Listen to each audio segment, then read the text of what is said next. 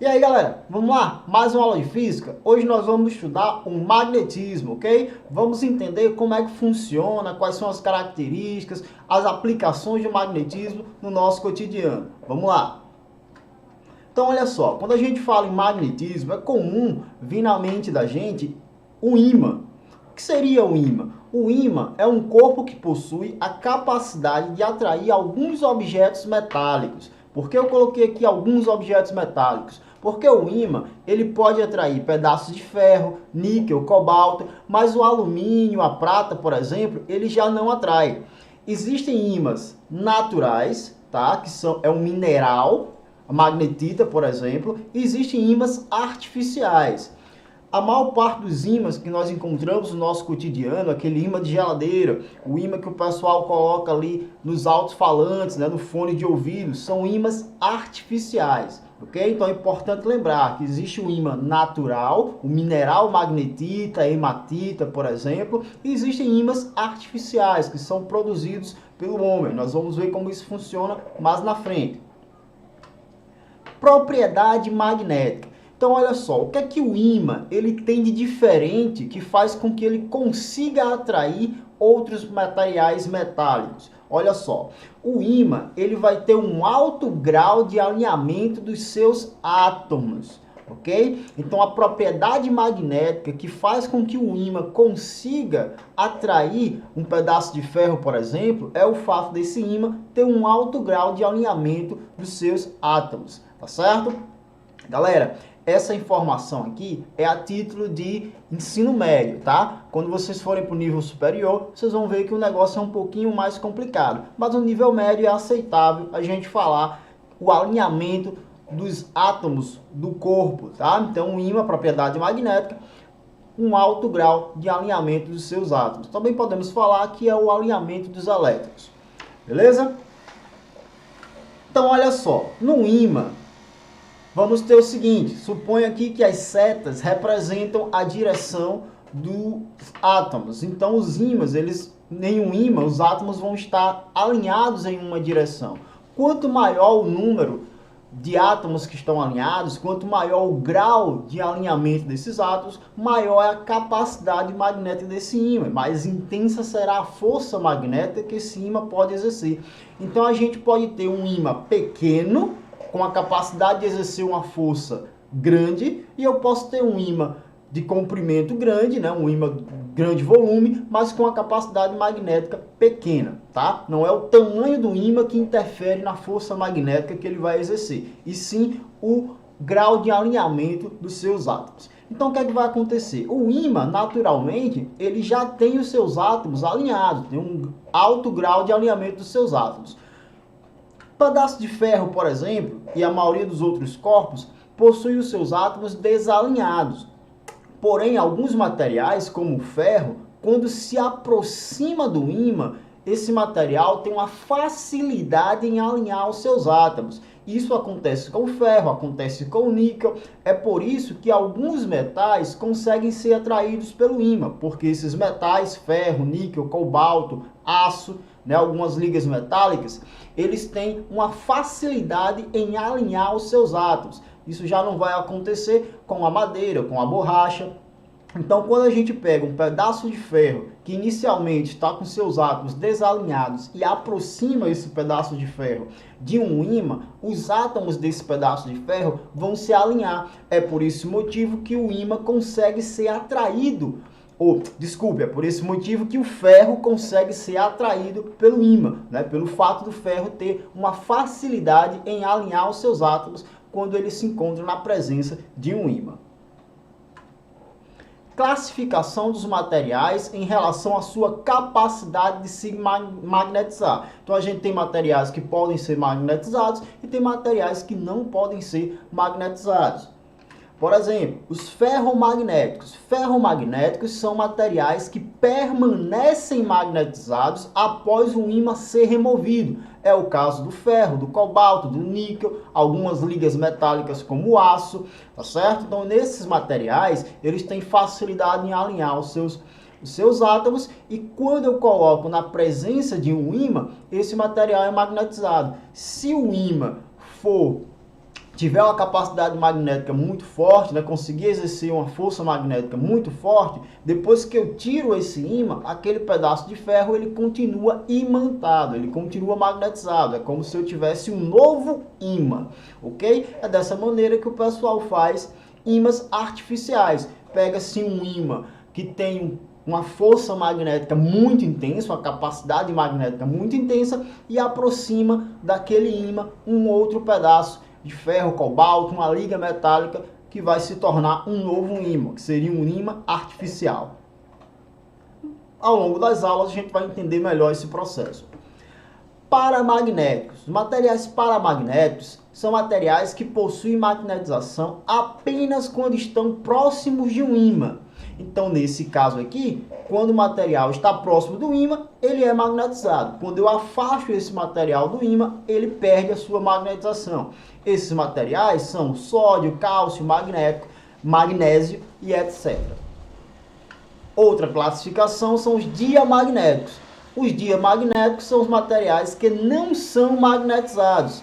Água, plástico, madeira. Então, nesse caso aqui, os materiais diamagnéticos, estando na presença do ímã ou não, eles não vão ser magnetizados. Características de um ímã. Um ímã, ele tem polos. Por que o ímã tem polos? Porque a força magnética se concentra nas extremidades do ímã, tá? Então, devido a essa característica, o ímã ele tem a sua força magnética mais intensa nas pontas, nas extremidades, é dito que o ímã possui polos. Aqui na imagem, ó, podemos ver que temos um ímã aqui no centro e em volta desse ímã a gente tem limalha de ferro, como se fosse pó de ferro, né? O ferro raspado. Na imagem podemos ver que as pontas desse ímã estão concentrando uma maior quantidade de limalha de ferro. Ou seja, a força magnética é mais intensa nas pontas. Por isso, o ímã tem polos, tá? Esses polos receberam o nome de polo norte e polo sul. Então, as extremidades de um ímã é chamada de polos e o nome desses polos é polo norte e polo sul. Por que recebeu esse nome, norte e sul? Porque quando a gente pega um ímã em forma de barra, por exemplo, e deixa esse ímã girar livremente, uma das pontas dele sempre vai apontar para o norte do nosso planeta e a outra ponta vai apontar para o sul do nosso planeta. Então, devido a essa característica, coloca-se o nome das extremidades do ímã de norte e sul, polo norte e polo sul. É baseado nesse fenômeno que o funcionamento da bússola.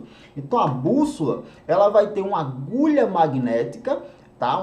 Um ímã, ok? E esse ímã ele vai girar livremente. Então, uma das pontas desse ímã sempre vai apontar para o norte e a outra ponta sempre vai apontar para o sul, tá certo? Então, a bússola ela funciona através de um ímã, ok? Por que isso acontece, né? Por que uma das pontas do ímã sempre aponta para o norte e a outra sempre aponta para o sul? Porque o nosso planeta Terra, ele funciona como se existisse um grande ímã em forma de barra no interior do planeta, tá? Presta bem atenção aqui. É como se existisse um ímã em forma de barra no interior do nosso planeta. Não existe, tá? Então tem que tomar cuidado com isso. Mas como ele se comporta como se existisse, né? O nosso planeta consegue exercer uma força magnética, cria um campo magnético ao seu redor, o ímã ele acaba interagindo com esse campo magnético que o planeta produz. Ao longo das aulas a gente vai entender melhor essa questão do nosso planeta, tá? Continuando nas características do ímã. O ímã, nós já vimos que ele tem polos, vimos que o nome dos polos é norte e sul. Aí olha o detalhe, polos de mesmo nome se repelem e polos de nomes diferentes se atraem, tá? Bem parecido com as cargas de mesmo sinal, né, que se repelem, e cargas de sinais diferentes se atraem lá na eletrostática, tá certo? Então, polos de mesmo nome se repelem e polos de nomes diferentes se atraem, ok? Existe uma aplicação bem interessante dessa característica dos ímãs, né? O fato dos polos de mesmo nome se repelirem. o trem-bala. O trem-bala, ele é muito rápido, alcançando aí 430 km por hora, por exemplo, porque o trem não toca o trilho, tá? O trem, ele levita. E como que ele levita? Ele levita utilizando aqui as características do magnetismo. O trem, ele vai ter um braço, tá? Essa parte aqui, ó, esse braço vai estar acoplado no trilho, só que esse braço do trem não toca o trilho. Tem um zoom aqui na imagem que vai mostrar o trilho, tá certo? E o braço tem um espaço entre o trilho e o braço. É uma levitação ali de alguns centímetros, bem pequena, mas existe essa levitação. Porque no trilho você tem ímãs. E no braço do trem eu também tenho ímãs. E sempre que o trem está passando, você vai ter mesmo nome, né? A base do braço, por exemplo, norte, e o trilho também norte. Isso vai fazer com que polos de nomes iguais se repelem e o trem, ele não vai tocar o trilho, tá? Dessa forma, como o trem ele está levitando, não tem atrito. Então ele se desloca muito mais rápido do que os outros. Beleza? Temos outra imagem aqui do trem-bala para vocês verem como é que funciona. Ok?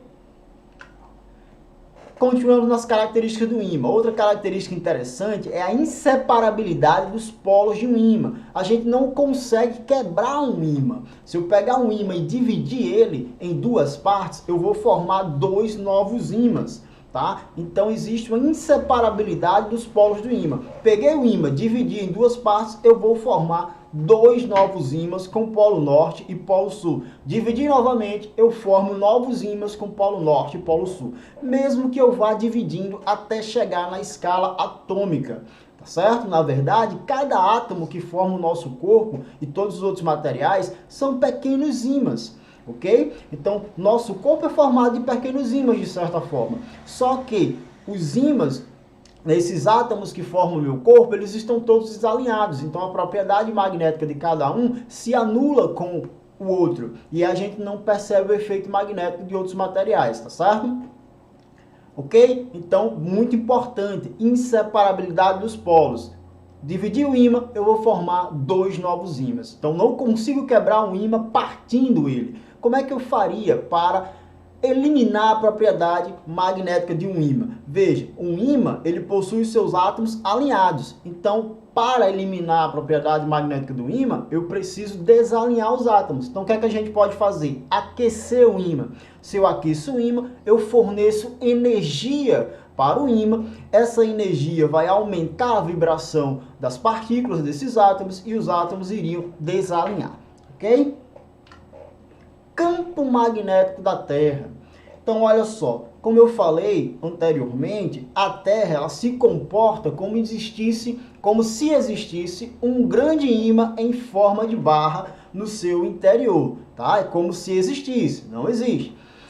Porém, a Terra ela vai ter um campo magnético em torno dela, tá certo? Esse campo magnético ele vai funcionar como um escudo que protege o nosso planeta. O nosso planeta ele tem dois escudos de proteção, a atmosfera e o campo magnético, que nos protege contra a radiação solar, certo? Então aqui a gente tem imagens, né, ilustrações do campo magnético da Terra. Em situações em que o Sol está com os ventos solares, né, está emitindo uma radiação muito intensa ali, ele pode chegar até a deformar o campo magnético terrestre. A interação entre a radiação solar e o campo magnético provoca um fenômeno muito interessante, muito bonito, que o pessoal observa principalmente nos países ali que ficam nas extremidades do nosso planeta, né, que é a aurora boreal, certo? A aurora boreal, ela ocorre devido à interação da radiação solar com o campo magnético do nosso planeta. Polos magnéticos da Terra. O que é que acontece? Como a Terra ela se comporta como se existisse um grande ímã em forma de barra no seu interior, então a Terra ela vai ter polo magnético, um polo magnético sul e um polo magnético norte. Interessante aqui é o seguinte, os polos magnéticos do nosso planeta é contrário ao polo geográfico. Então toma muito cuidado. No local onde fica o polo norte geográfico é o polo sul magnético, tá certo? E no polo sul geográfico nós temos o polo norte magnético. Então um é o contrário do outro, beleza? Galera, a título de curiosidade, existem animais que se guiam pelo campo magnético terrestre. É o caso dos pombos, o caso das tartarugas, alguns peixes, tá? Eles se guiam pelo campo magnético terrestre. Por exemplo, a tartaruga, ela tá lá na imensidão do oceano. Então, como ela sabe a direção que ela tem que ir para chegar na praia, por exemplo, e desovar? Ela segue o campo magnético terrestre. Os pombos, que no passado eram utilizados como pombo-correio. Então, os animais, eles fazem uma espécie de mapa magnético por onde eles andam e assim eles sabem se guiar, voltar para o local de onde ele saiu. O pombo-correio, para que ele funcionasse bem, eu precisaria pegar um pombo do local para onde eu vou mandar o recado, tá? Então, quando eu soltasse aquele pombo, ele seguiria diretamente para o local da onde ele veio, se seguindo ali, se guiando pelo campo magnético terrestre. Beleza, galera? Então a nossa aula fica por aqui. Dúvidas é só procurar no WhatsApp. Valeu!